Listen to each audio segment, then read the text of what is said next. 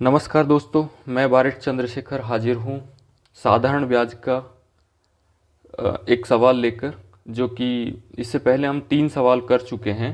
ये टाइप 4 होगा, यानी चौथा प्रकार है ये। इस तरह का सवाल आए तो हम कैसे इसे सॉल्व करें, तो आइए जानते हैं।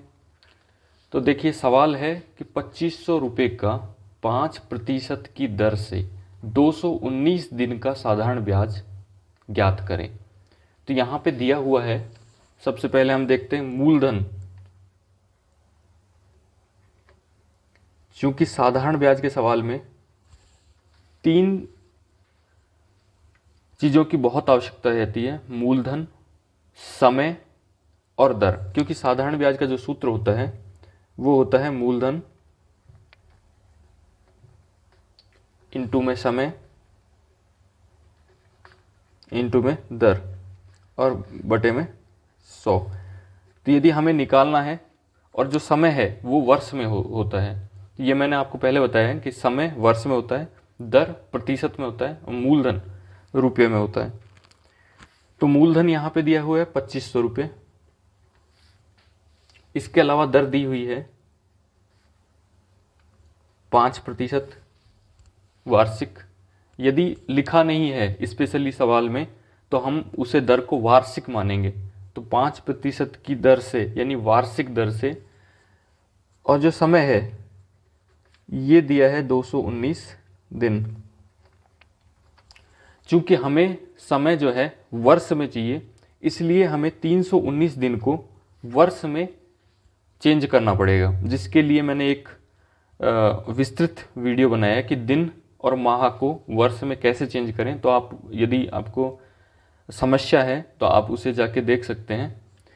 219 दिन, 219 दिन को वर्ष में चेंज करने के लिए 219 बटा में 365, क्योंकि एक वर्ष में 365 दिन होते हैं, इसलिए हम 219 को भागित करेंगे 365 से।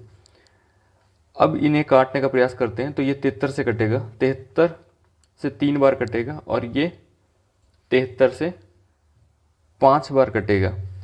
अब यहाँ पे पूछने की बात है कि 73 से ही क्यों काटा। तो इसका रीजन है कि 365 जो है वो संख्या केवल 5 और 73 से ही कट सकती है। इन दोनों के गुणा करने से ही 365 का निर्माण हुआ है। 365 बराबर 5 इंटू 73। तो जब भी समय यदि दिन में दिया हो तो सबसे पहले उसे 5 से या फिर 73 से काटने का प्रयास करें। तो मैंने यहाँ 73 से काटा, तो 73 से 3 बार कटेगा 219 और 5 बार कटेगा 365। तो ये 3/5 वर्ष, ये जो संख्या है हमारे पास आ गई। ये समय जो है वो 3/5 वर्ष हो गया। अब हम इस सवाल का आंसर निकालने की कोशिश करते हैं। चूँकि हमें पता है कि साधारण ब्याज का जो सूत्र है वो ये लिखा हुआ है कि मूलधन इंटू समय इंटू दर बटा 100। तो मूलधन यहाँ पे कितना है? 2500 रुपये। समय जो दिया हुआ है 219 दिन, लेकिन हमने इसे वर्ष में चेंज किया और ये 3/5 वर्ष हो गया। तो 3 हम ऊपर रखेंगे और नीचे में 5। इसके अलावा दर जो है 5% दी हुई है यहाँ पे, तो 5 रखेंगे। और बटे में 100 यहाँ पे है, तो यहाँ पे एक लाइन खींचेंगे और बटे में 100 लिखेंगे। ये जो 5 है ये 3/5 वाला है। 3/5 का जो 5 है वो नीचे लिखा हुआ है और 3 ऊपर लिखा हुआ है।